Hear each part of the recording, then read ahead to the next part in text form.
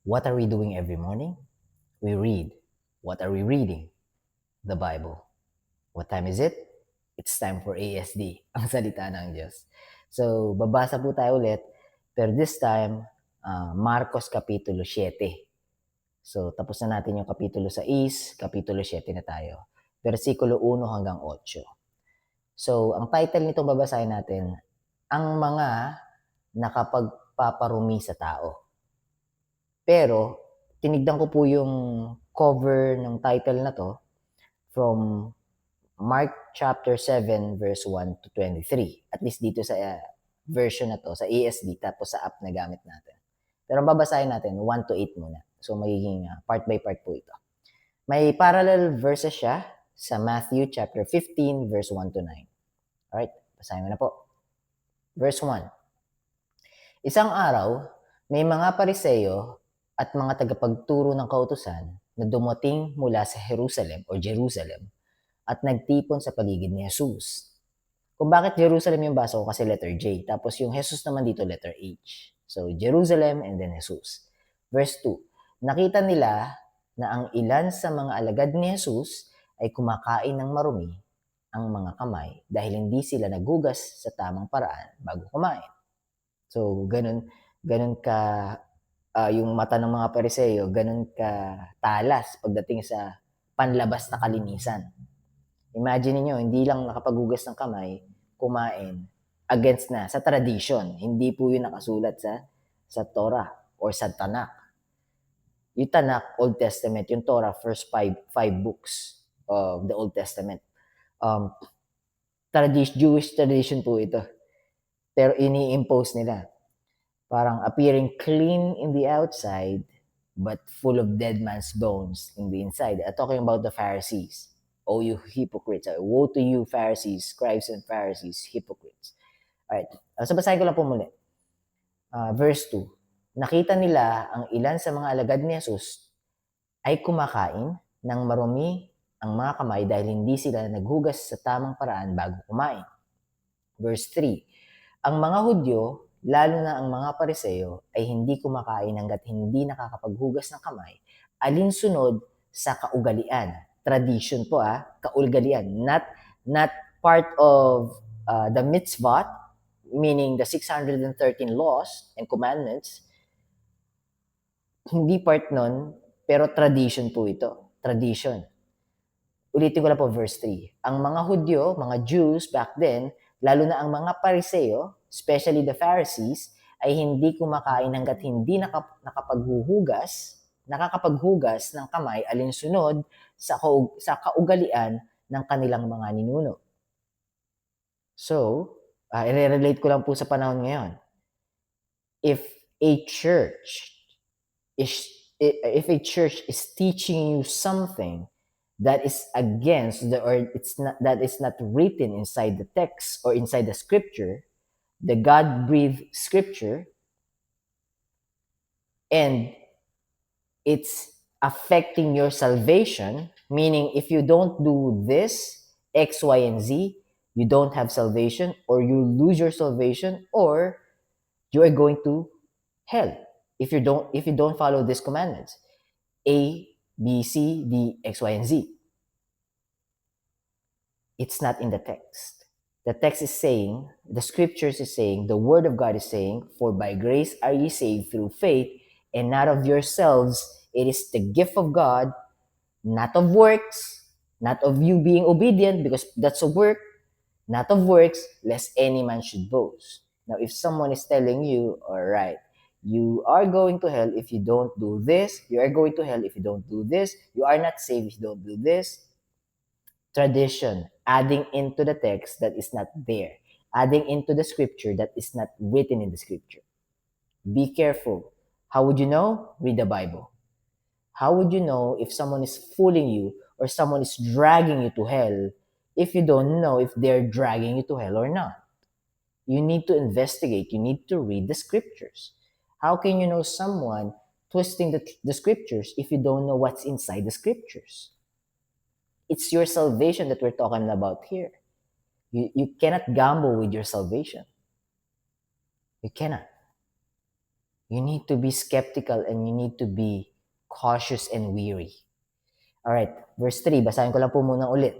Ang mga Hudyo, lalo na ang mga Pariseo, ay hindi kumakain hanggat hindi nakakapaghugas ng kamay, alinsunod sa kaugalian ng kanilang mga ninuno.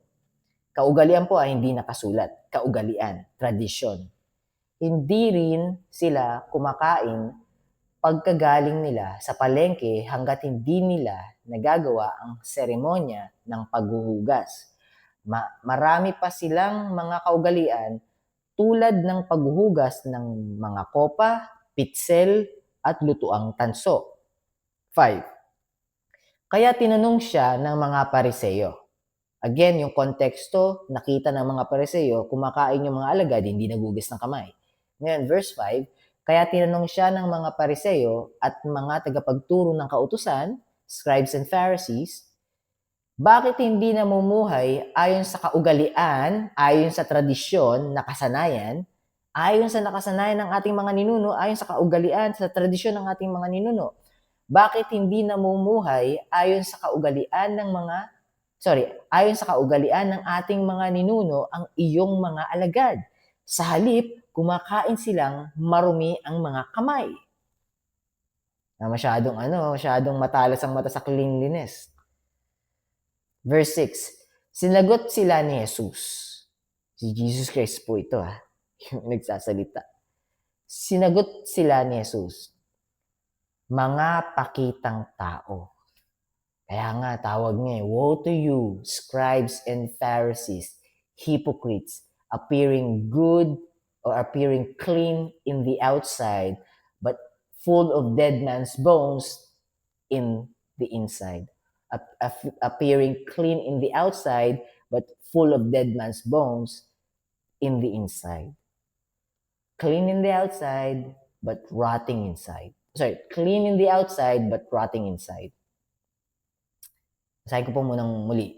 Verse 6, sinagot sila ni Jesus, mga pakitang tao, O you hypocrites, tama nga ang sinabi ni Propeta Isaias tungkol sa inyo nang sinulat niya. Sa labi lamang ako igagalang ng mga taong ito, by their lips, sapagkat malayo sa akin ang kanilang mga puso. Why? Because they are too focused on tradition, lifting up statues, bowing down unto statues, justifying their actions, saying, we're not praying unto them, we're not worshiping them. It's just, we're closing our eyes, imagining a different God. Sa Exodus pa lamang, nakasulat na. Actually, lagpas yata ng Exodus. Sa Exodus na.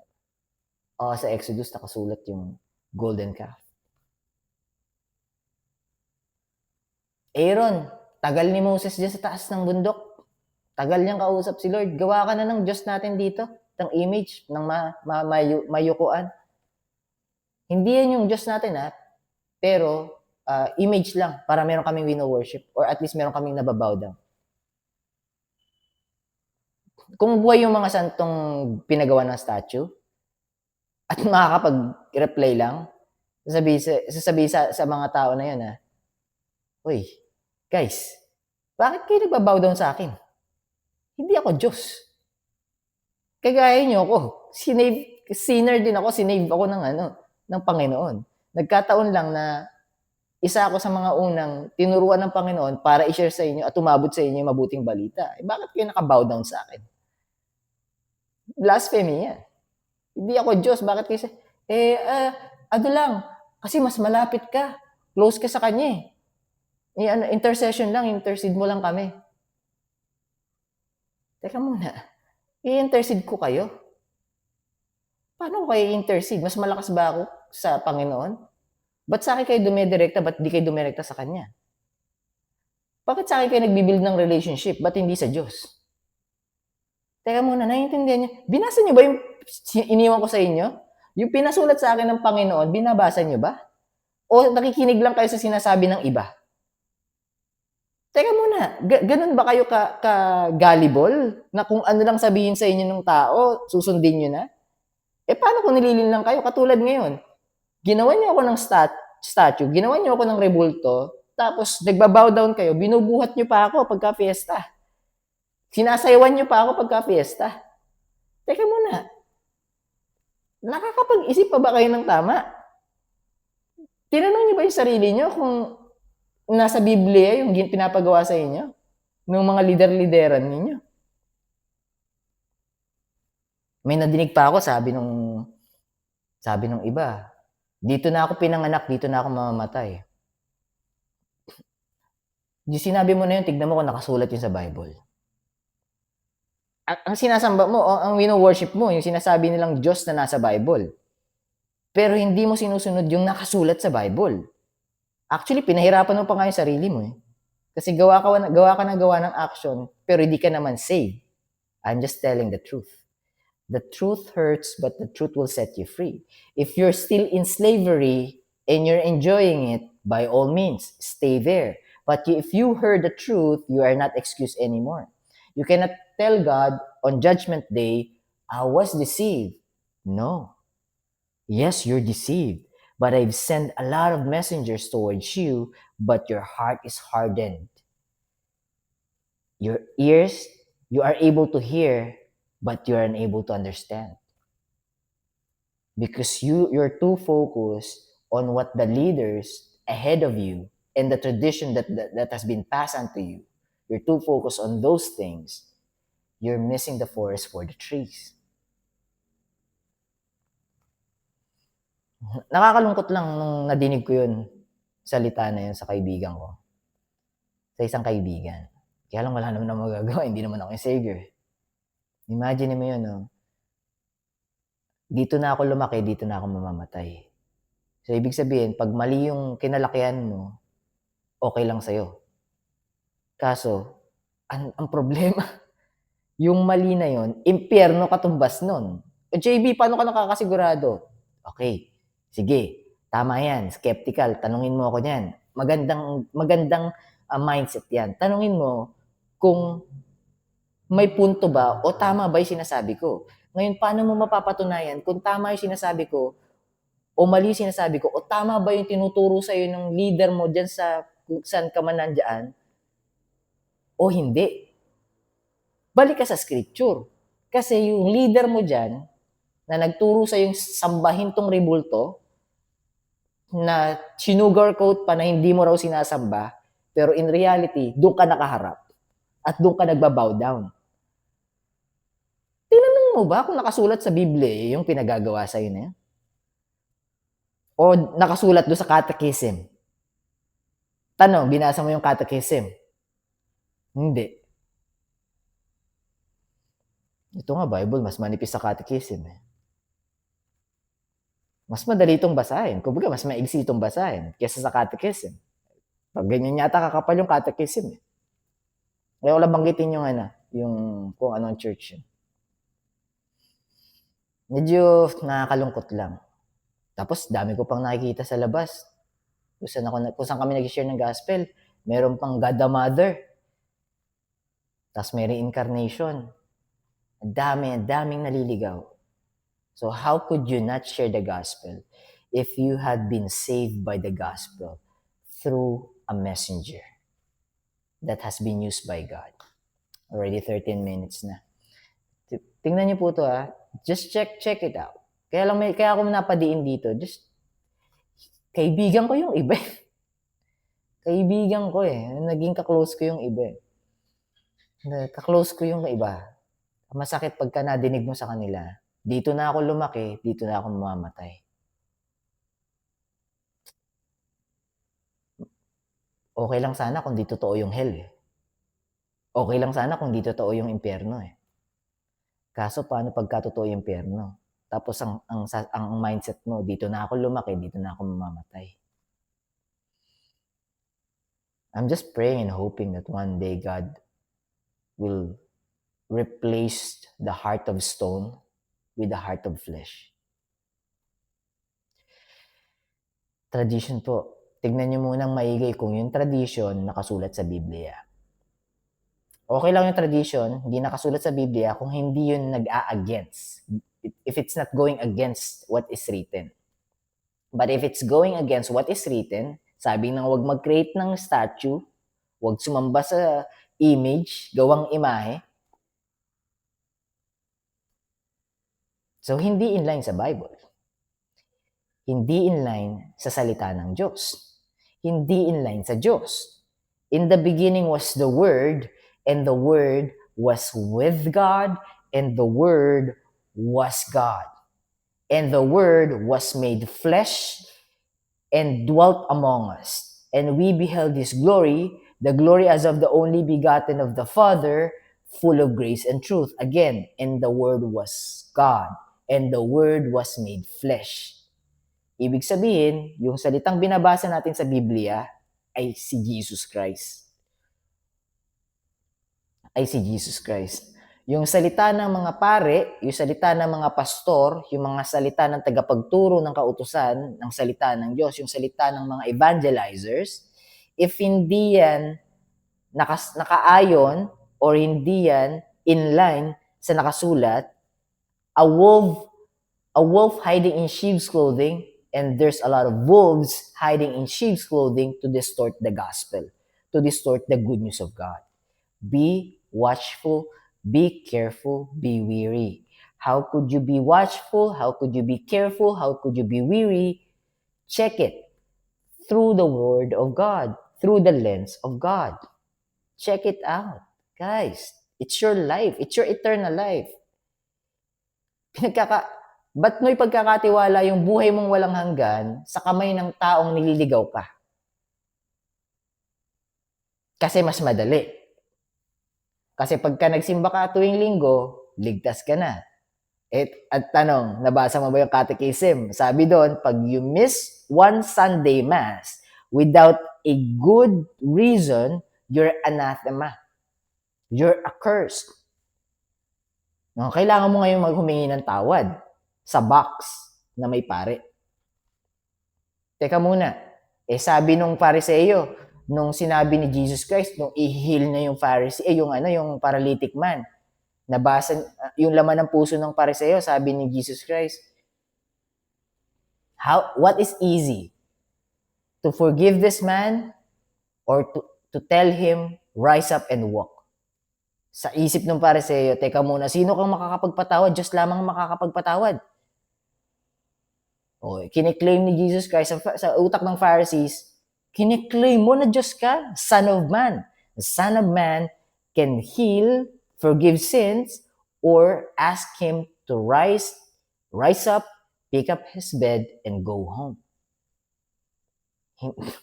Hindi isang taong nasa box ang magpapatawad ng kasalanan. Hindi pag gumingi ka ng tawad doon sa tao na yun na nasa box, papatawad na yung kasalanan mo. Actually, pinatawad na yung kasalanan natin. 2,000 years ago, more or less. 2,000 years ago, more or less, our Lord Jesus Christ died for you and me. For your sins, past, present, and future, and for my sins, past, present, and future, for your loved ones' sins, for my loved ones' sins, for my friends' sins, for your friends' sins, for the entire human race sins, God took it from us, put it into Himself. Him who knew no sin became sin for us to be the righteousness of God. 2 Corinthians chapter 5, verse 21. You know what? Let me just check it out. 2 Corinthians chapter 5, verse 21. Let me just check if I'm quoting the right verse there. 19 minutes na, guys. Medyo kailangan natin pag-usapan to, guys. Medyo risky kasi nandito tayo sa tradition eh. Napakarami niyang tradition. Maraming mga church na may kanya-kanyang tradition. Alright, second epistle, 2 Corinthians chapter 5. So verse 21 nga ba yan? Ayan. 2 Corinthians chapter 5 verse 21. For He hath made Him to be sin for us who knew no sin, that we might be made the righteousness of God in Him. Alright, nagkasala ka. Okay, nakamiss ka ng isang Sunday. So, kailangan mo yung ihingi ng tawad sa tao. Kailangan sabi ng scripture, for He hath made, for God the Father hath made God the Son, for he hath made him sin, who knew no sin, for us to be made righteous in the eyes of God. Colossians chapter 2, verse 13. And when we being dead in our sins, basahin ko na rin, and the uncircumcision of our flesh, hath he quickened together with him, having forgiven you all trespasses. Pero hanapin ko pa rin, kailangan kong basahin, guys. Gusto ko sanang basahin yan. Colossians chapter 2, verse 13. Natututo na ako nang hanapin yung scriptures. Basahin ko po And you being dead in your sins, and the uncircumcision of your flesh, hath he quickened together with him, having forgiven you, forgiven me, forgiven every one of us, all trespasses. Nakamiss ka ng Sunday Mass, ihingi mo ng tawad doon sa taong nasa box. Samantalang sinabi ng Diyos, all trespasses have been forgiven nung nabuhay kang muli kasama niya. Di ba namatay siya sa krus? Kasalanan natin namatay kasama siya. For the wages of sin is death, but the gift of God, kita niyo yun, doon pa lang sa verse na yun napakalinaw na For the wages of sin is death, but the gift of God is eternal life through Jesus Christ our Lord. Hindi nakasulat doon na for the wages of sin is death, but eternal life is through your actions and good works and obedience. No. For the gift of God is eternal life through Jesus Christ our Lord. He died for us to pay for our sins because the wages, kabayaran ng kasalanan ay kamatayan. At siya ang namatay para sa kasalanan natin. That's the reason why He has been crucified on that cross. For you and I. For you. Napakaraming verses. Di ko alam, di ko, sa bagay, dati din naman akong ligaw, dati din naman akong na-deceive. Ephesians chapter 2, verse 8 and 9 lang. Napakalutong na. For by grace are ye saved through faith and not of yourselves. It is the gift, inulit na naman, it is the gift of God, not of works, lest any man should boast. Yes, you will be obedient to God. Verse 10, we are His workmanship, created in Christ Jesus unto good work, meaning when we have been made alive, have been quickened together with Him, we are now a new creature, created unto good works, which God therefore ordained for us to walk in them. Medyo may namiss siguro ako doon sa verse 10. Pero ang sinasabi ng verse 10, yes, dahil nabuhay na tayo, bagong creature na tayo, we will get to know God, we will get to know Christ, and we will be able to know what He wants us to do. And because He loves us first, we'll love Him back, and He will tell us, all right, if you love me, keep my commandment. John chapter 14, verse 15 yata yan, if I'm not mistaken. Anyways, 23 minutes na, napahaba ako na yung Bible reading natin. Napaka-importante na eternal life, guys. Medyo madiin. Napakadiin. Pero wala. Kaya lang gawin ng mga bond servant ni Lord is to share the gospel, to share the message, to make it clear at least. But if your ears is not ready to hear them, it will just enter your right ear and just go out to the left. But remember this, it is your eternal life at stake. No leaders of the church, no organization, no congregation, no denomination, no man could give you eternal life. It's only God. My sheep hear my voice, and I know them and they follow me. John chapter 10, verse 27. And I give, see that? Paulit-ulit sinasabi ng Panginoon, and I give unto them, unto you, and He give unto you eternal life, and they shall never perish, and you shall never perish. You will never experience second death. You will never go to hell. And they shall never perish, and no man. How could a leader of a church tell you?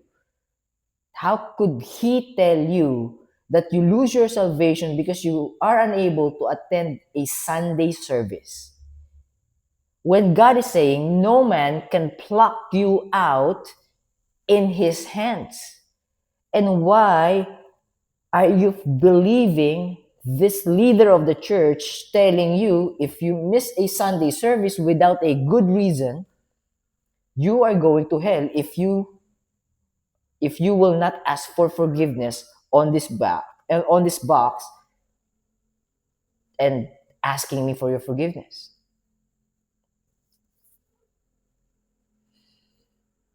Medyo yung deception kasi nakakagigil si Satan talaga eh. Medyo nakakagigil si Satan. Ang galing niya mag-manipulate, ang galing niya mag-deceive. Alam niya yung salita ng Diyos, alam niya rin paano i-twist yung salita ng Diyos. Imaginein mo, sabi ang magpapatawad Diyos, pero sa tao ka humihingi ng tawad? There's something fishy. There's something fishy there. Alright, verse 6. Sinagot sila ni Jesus, mga pakitang tao. Tama nga ang sinabi ni Propeta Isaias tungkol sa inyo nang isinulat niya o nang sinulat niya, sa labi lamang ako iginagalang ng mga taong ito, sapagkat malayo sa akin ang kanilang mga puso. Imagine mo to. Paano naging malapit yung puso mo kay Jesus kung sinusuway mo si Jesus? JB, teka muna. Sumusunod nga kami kay Jesus eh. Okay. Ang sabi ni Jesus, I am the way, the truth, and the life. And no man cometh to the Father but by me. Bakit di ka nagpabaptize, hindi ka maliligtas? Teka muna. Sino ba magliligtas sa'yo? Baptism ba? Teka muna. Sunday service ba? Teka muna. Tithing ba? 10% of your income? Teka muna. Ang magliligtas ba sa'yo ay yung paggawa mo ng mabuti sa kapwa mo? Kailan ko sinabi yun? Ang sabi ko sa John chapter 14 verse 6, and I said unto him, replying to Thomas, and I said unto him, and Jesus said unto him, I am the way, the truth, and the life. No man comes to the Father but through me. Hindi sinabi ni Jesus doon na your church attendance, your baptism, your tithing, your obedience is the way, the truth, and the life. And that's the way to get to the Father. No. Our Lord Jesus Christ said, I am the way, the truth, and the life. No man cometh to the Father but by me, but through me. Ngayon, kung malapit ang puso mo sa Panginoon, ba't di mo na-gets yun? Kanino mas malapit yung puso mo? Doon sa leader mo? Sa leader nung ina-attendan mo? Na nililigaw ka? O kay Jesus? Sinong Diyos mo sa dalawa? Yung leader ng church o si Jesus? Tignan mo kung yung tinuturo sa inyo inline sa Bible, because I will tell you definitely 100% it is not. Basahin niyo yung catechism. Basahin niyo. Imagine niyo, pinagkatiwala niyo yung eternal life niyo. Imagine niyo yan. Makikinig na lang ako sa kanya kasi wala akong time para basahin. Okay lang yan, eternal life ko naman yung isinusugal ko sa kanya. Siya na lang magbasa. Siya na lang na makakaintindi, tapos ipapaliwanag niya na lang sa akin. Tapos ang pagkakapaliwanag niya sa akin, mag-intercede yung mga santo. Kasi hindi ako pwede. Kasi malayo ako kay Jesus. Sila na lang. Kasi malapit sila kay Jesus. Ang alam kong omniscient tsaka omnipresent, Diyos lamang eh. Yun lang ang alam kong omniscient, omnipresent. Ibig sabihin, all-knowing and present all the time. So, Diyos na rin yung mga santo. Omniscient na sila eh. Napapakinggan, alam nila yung mga sinasabi niyo eh. Kahit they pass away already.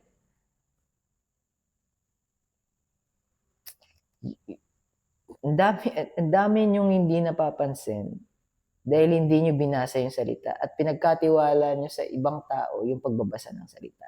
Okay lamang eh. Okay lang sana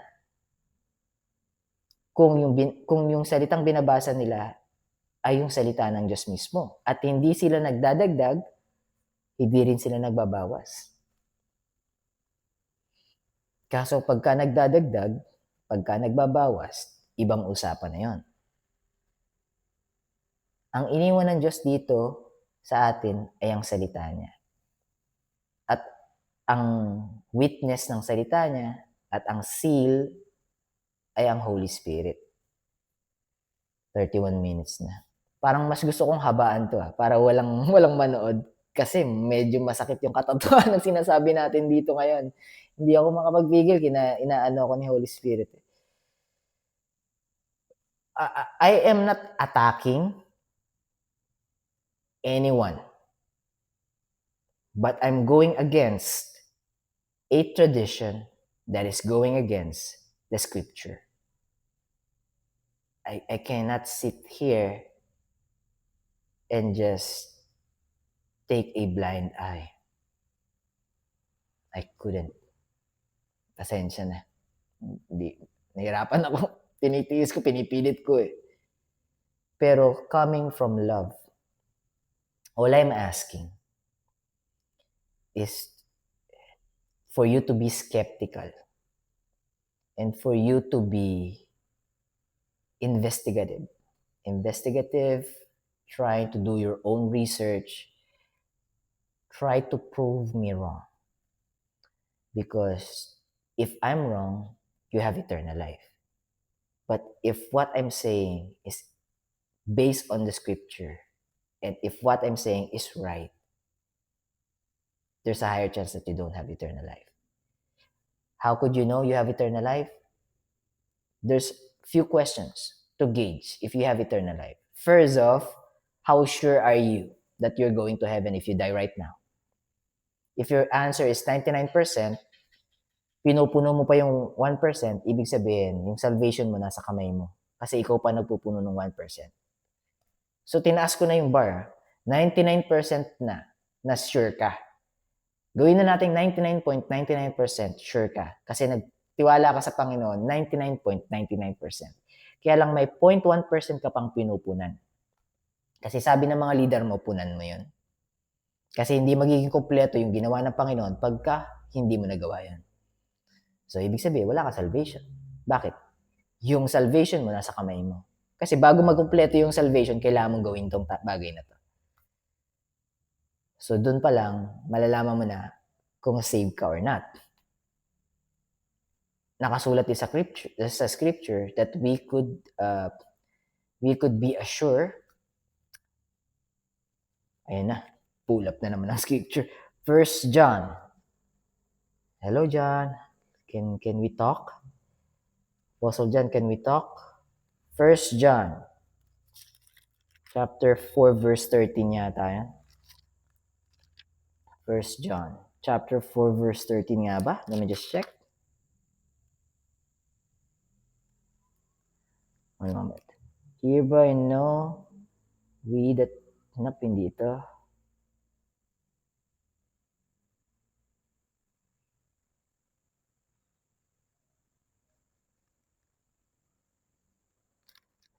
Thirteen, 12.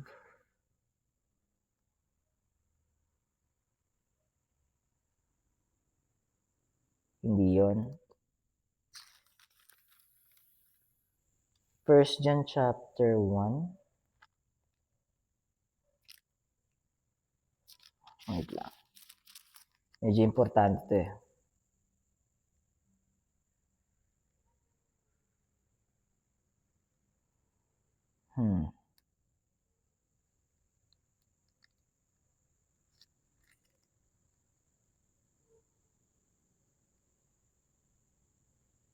Ito. 1 John chapter 5 verse 13 pala sa chapter 4 verse 13 ako tumitingin. Sa 1 John chapter 5 verse 13. These things have I written unto you that believe on the name of the Son of God, that ye may know, that ye may know that ye have eternal life. Kita niyo nakasulat that we may know that we have eternal life, and that ye may believe on the name of the Son of God. Kita niyo yun? Grabe. Lahat ng sagot nasa Biblia. At itinuturo nito na ligtas ka na kung hayaan mo siyang iligtas ka. At hindi mo tinatry iligtas yung sarili mo. Ngayon yung mabubuting ginagawa mo, kalugod-lugod yan sa Panginoon. Kalugod-lugod yan. Ako, hindi ko binibilang to sinasabi ko lang po Ito yung pagkakaiba natin kung sakali.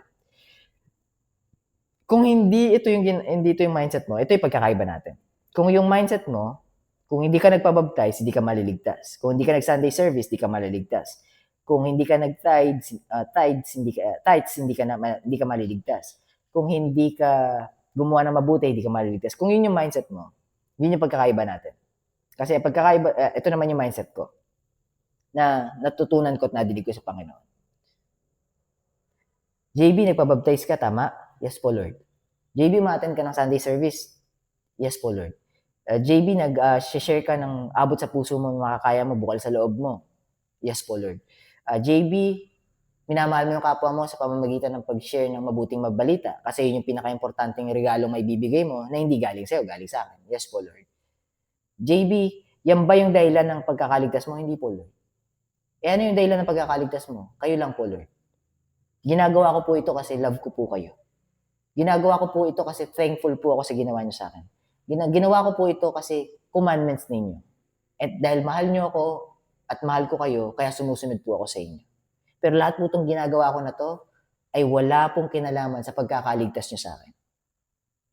Tingnan mo to Kung ginawa mo yung mga ginawa ko, pero ang dahilan mo ay para maligtas ka, yun ang pagkakaiba natin. Hindi ko ginagawa itong mga ginawa mo para maligtas ako. Ginawa ko ito kasi nagpapasalamat ako sa Panginoon. Kasi niligtas niya ako. Kita mo yan? So yung sa'yo, dahil takot ka. Ako naman dahil mahal ko yung Diyos. Dahil minahal ako ng Diyos. Ngayon, hindi mo maramdaman yung pagmamahal sa'yo ng Diyos. Kasi tinatanggayan mo yung pagmamahal sa'yo ng Diyos. Imaginein mo, niligtas ka na, pinatawad lahat ng kasalanan mo, tapos sabihin mo 99.99% kang ligtas. Ibig sabihin, wala kang tiwala sa Kanya. 0.1 na nga lang, hindi mo pa binigay sa Kanya yung 0.1. Hindi mo pa binigay ng buo. Gagawin mo din naman yung mga ginagawa mo. Bakit hindi mo na lang gawin yung mga ginagawa mo? Kasi thankful and grateful ka sa Kanya. Bakit kailangan pang bilangin at idagdag sa ginawa niya, tapos na yung ginawa niya? Okay, basahin ko na po ito. Abot ang 40 minutes Verse 7. Ang pagsamba nila sa aki walang kabuluhan. Kita niyo yun? Po. Verse 7, ang pagsamba nila sa aki walang kabuluhan. Pawang tuntunin. Sakto. Pawang tuntunin ng tao ang kanilang katuruan. Sakto. Ang mga utos ng Diyos ay inyong tinalikuran at mga kaugalian ng tao ang inyong sinundan. Napakasimple ng utos niya. Believe in the name of the Son of God, and you may know that you have eternal life. Believe. Now, once you believe, genuine, sincere, and truthfully believing and trusting God 100%, your life will be transformed. Because the Holy Spirit will live inside of you, and you will be able to hear the Holy Spirit inside of you. And the Holy Spirit will guide you to do the things that God wants you to do, to become the salt and light for the lost sheep. 40 minutes na, guys. Basahin ko na po ulit yung last verse. ang mga utos ng Diyos ay inyong tinalikuran at ang mga kaugalian ng tao ang inyong sinundan. So, ang utos ng Diyos, believe on me. I love you so much. I saved you already. If you believe on me, you will understand how much I love you. Because you know you're undeserving, unworthy, unrighteous, wretched sinners, but I love you anyways. I still love you, even though. Now, you will feel grateful and thankful. You will love me back. Now, I'm going to respond to your love. I'm going to ask you, if you love me, keep my commandments. Now, you're keeping his commandments because you love him. You're not keeping his commandments for you to be saved or for you to get saved. You're keeping his commandments because you love God. And the reason why you will love God because he loved you first. The moment you experience his love, your mindset will change. And the reason why you're following the teacher of your church is because you haven't experienced the unconditional love of God. It's either the scale that covers your eyes is too thick right now, or there's a clog in your ears and the word of God cannot reach you.